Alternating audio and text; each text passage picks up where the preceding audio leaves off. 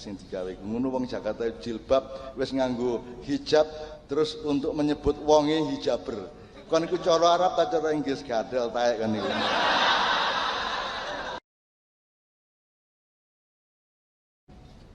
Kalau Gusdur aksanu takwim. Kalau perlu tingkat 3 aksanu takwim. Karena tidak ada orang yang kecerdasannya melebihi Gusdur. Tidak ada di seluruh dunia dari zaman apapun sampai sekarang. Wong tak unggahno dadi presiden terus tak kei syarat Gus, tapi pokoknya presiden mulai sampean gak oleh ono hubungan karo Nyai Roro Kidul. Ngono iku dhek guyu, gak apa-apa tenang aja wis tak SMS dhek. Iki krungu wonge ngrungokno iki. Lho Gus di SMS ya apa? Pokoknya tak kei anjuran Kanjeng Ratu sampean jilbaban saiki. Jadi sampean nang Segara Kidul nek ana jilbab metu teko segara iku Nyai Roro Kidul. Dan itu adalah atas dakwahnya Gus Dur Almarhumullah. Saya tidak pernah menemukan tingkat dan kejelian kreativitas melebihi Gus Dur. Ya, dadi wong nuwakal pol ya Gus Dur. Pikirane iku sing gak ngono. Sing gak pinter apa meneh sing iya lak ngono ya. Ya. Itu iso-isone lho ngomong ngono lho. Ngongkon Nyai Roro Kidul jilbaban. Hijaber. Nyai Roro hijaber. Iku yang ngono wong Jakarta itu jilbab kok hijab lho. Nek hijab iku lak tembok ya to, korden iku hijab. Kasful hijab iku menguak rahasia. Nek iku ya jalabib yang mufradat jilbab nek sing digawe. Ngono wong Jakarta jilbab wis nganggo hijab terus untuk menyebut wonge hijaber. Kon iku cara Arab ta cara Inggris gadel taek kan iku. Nek Arab nek Inggris. Jakarta gak jelas. Mulane ibu kota Indonesia nek kate pindah ya rene rek nang Jombang rek. Nang Jombang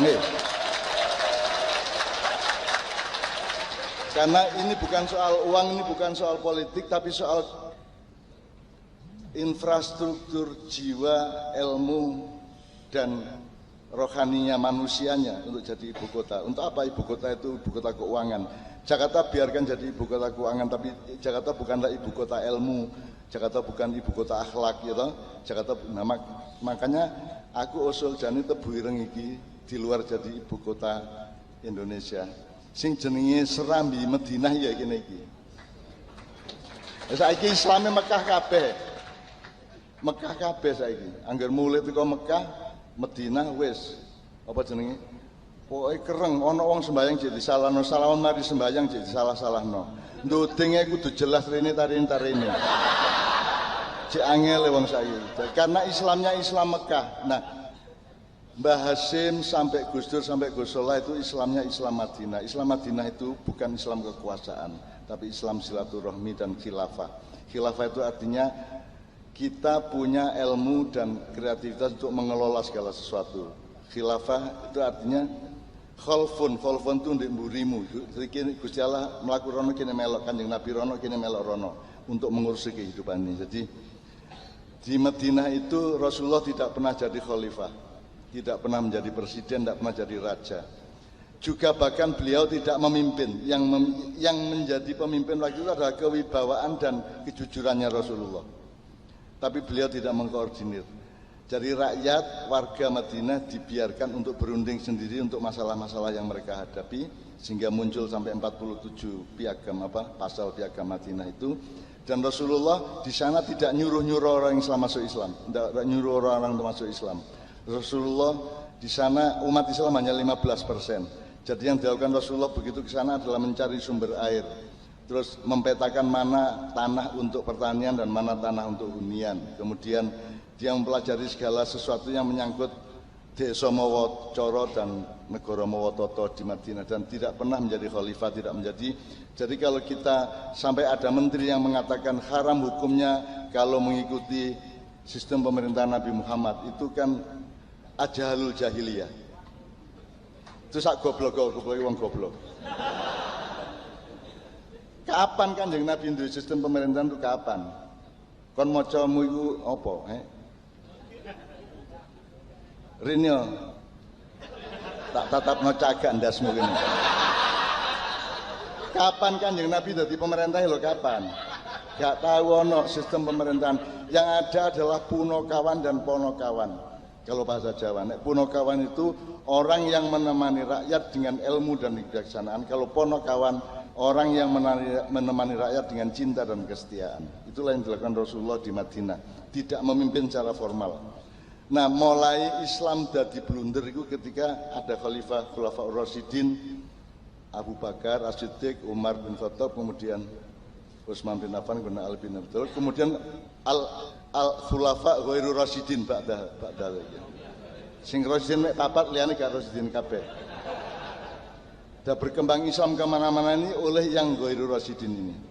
Itu teman sekalian. Nah, jadi menurut saya khilafah itu bukan sistem pemerintahan negara. Khilafah itu adalah sumber cara berpikir untuk mengurusi apapun saja dalam hidupmu.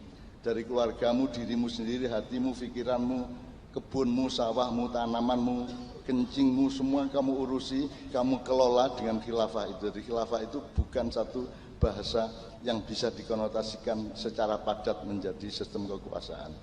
Tetapi kadung Abu Bakar dari khalifah, wong Syiah nek tak kandhani kuwi yen sing salah Abu Bakar iku ben lapo dari khalifah bareng Kanjeng Nabi gak tau dadi khalifah. Seneng atine ya. Gitu cak, iya. Sing luwih salah meneh Ali ngono.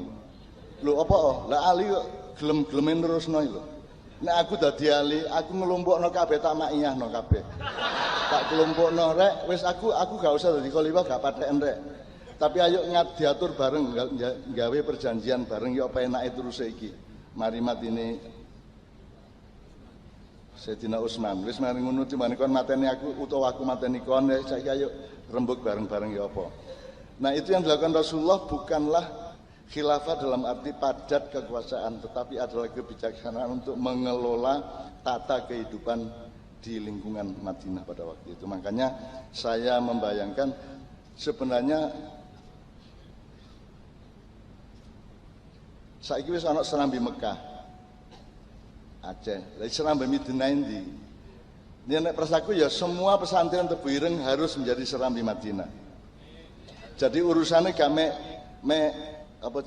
tauhid dan akhlak, urusannya itu adalah silaturahmi, urusan pluralisme, urusan bertani, urusan berdagang dengan baik. Itu Madaniyah namanya. Nah, menurut saya Gus Solah adalah orang semacam itu. Gus Solah tidak spektakuler seperti Gus Dur, tapi Gus Solah adalah orang yang sangat jujur, orang yang juga tidak bernafsu terhadap apapun yang dia tidak boleh bernafsu. Gus Solah juga tidak mengejar sesuatu yang dia tidak pantas mengejarnya. Gus Solah ya apa anane wong motore Vespa. Itu pun aku curiga duduk Vespa paling ku baja iku. Nek Vespa lak temenan Itali nek baja iku ya meh-meh kayak Vespa tapi duduk Vespa, baja. Soalnya aku biyen nggih baja rek. Jadi karena saya ini dekat sama Gus Solah karena saya beristri dengan orang yang dari berarti bapaknya istri saya itu temennya Gus Solah. Dia macam-macam bukan karo aku. Mara tuaku iki kancane Gus Solah, Iya rek, mara tuaku karo cacakne mara tuaku kancane Gus Solah. Kos bareng zaman ITB biyen sak piturute. Ngono lho rek, dadi aku iki elek-elek ya warga Tebu Ireng nggih.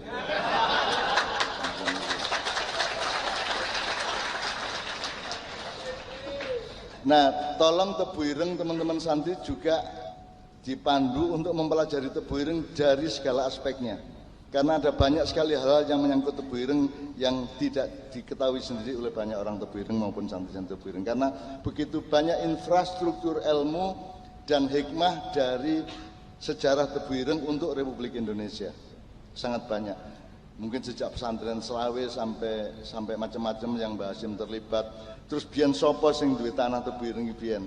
Sing ngekeki sapa? Terus Pak Lurah iku biyen apane Mbah Hasyim sak piturute iku ana kabeh sejarahe. Kalau Anda mempelajari itu sampai ke resolusi jihad, sampai ke kebijaksanaan yang lain pada periode-periode yang berikut-berikutnya, insya Allah Indonesia bisa bercermin ke Tebu Ireng. Karena Tebu Ireng itu ada labnya, laboratoriumnya, apa gorengannya Indonesia itu, wajahnya itu, ini wajahnya. Kecuali nek kon kepingin nguyuhi wajan ya ono kono. Tapi intinya saya berharap sangat banyak kepada Tebu Ireng, dan saya sudah bisik-bisik sama Pak Yai yang baru kita ini untuk suatu hari saya siap kerjasama dengan Tebu Ireng dalam bidang apapun saja yang kira-kira untuk kemaslahatan umat. Oke, anak-anakku sekalian, saya kira karena saya tadi mengharap kepada Anda agar supaya hembusan nafas Anda malam didorong oleh kepenuhan cintamu kepada Allah, Rasulullah, Gus Solah dan semua umat Islam dan semua bumi tanah jagat raya. Maka kan ada, kita mengetahui ada pokoknya kamu selawatan untuk Gusti Allah balik Nabi Muhammad diterus nang Gus Solah nunaya. Jadi ada rute cinta di dalam selawat. Itulah sebabnya kita tahlilan.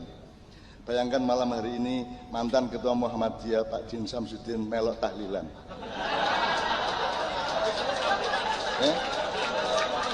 Iya, dan itu di samping saya tak lirik-lirik apal tagare gitu.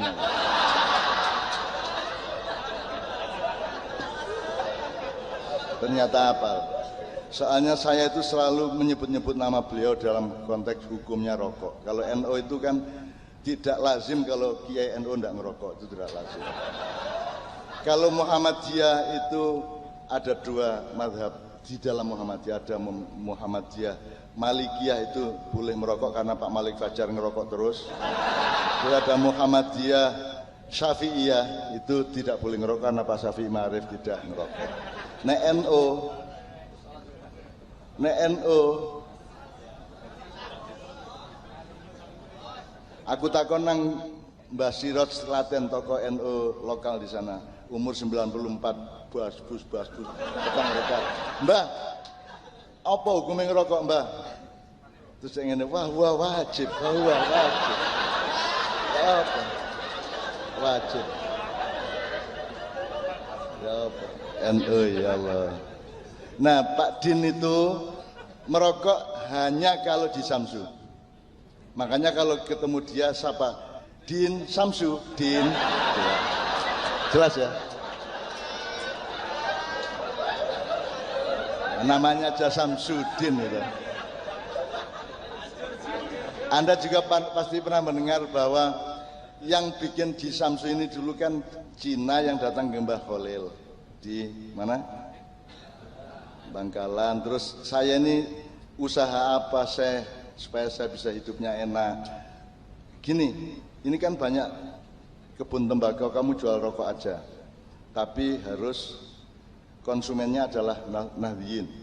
Maka kemudian namanya harus indikatif terhadap wacananya para Nahdliyin. Maka rokok di Samsu itu bintang 9. Ya toh? Ya delok aneh saiki. Bukan rokokmu. Bintang 9. Terus namanya Ji Samsu 2, 3, 4, sholat subuh, sholat maghrib, sholat zuhur, asar, isya. Ji Samsu, jelas. Anda baca sendiri itu. Diwaca mburine niku apa? Kayak teks yang bahasa Indonesia lucu itu. Terus Cina sijine, lah kula napa, Mbah? Wis gak apa-apa kon dodol rokok, kon belajar maca bismillahirrahmanirrahim. Tapi yang jenenge Cina gak iso dhek. Akhire nggawe rokok Wismillah. Bismillahirrahmanirrahim. Iku hadis sapa perawine iku rek? Ya sakaremu percaya ta gak percaya, pokoknya aku ngomong ngono iku. Kate lapo kon nek seneng-seneng kok gak seneng buakan lak ngono. Wong aku mek ngomong tok. Mosok urip pisan kale guyon ya. Ya.